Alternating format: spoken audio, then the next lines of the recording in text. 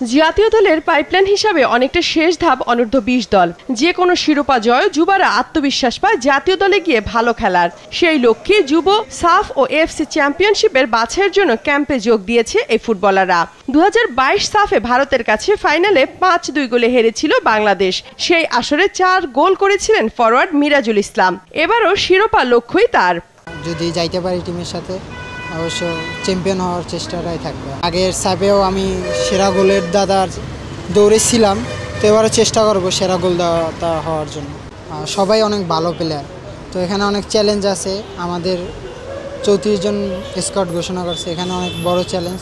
আর আমাদের কোচও অনেক ভালো একটা কোচ পাইছি, তো ইনশাল্লাহ আমরা ভালো করার চেষ্টা করব।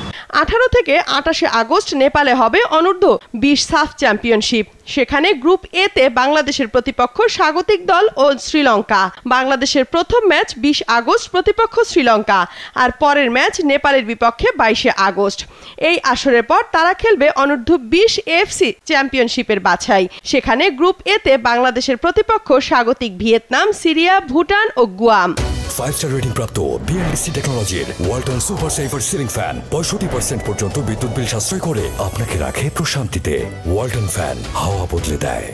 এলিট একাডেমিতে অনেক দিন যাবত আমরা ছিলাম, এবার ক্লাবে খেলার অভিজ্ঞতা, এর আগে ন্যাশনাল খেলার অভিজ্ঞতা, এইভাবে সবাই আমরা আসলে প্রিপারেশন নিয়েছি যে চ্যাম্পিয়ন হওয়ার জন্য সবাই আসলে ওইভাবে চেষ্টা করবে।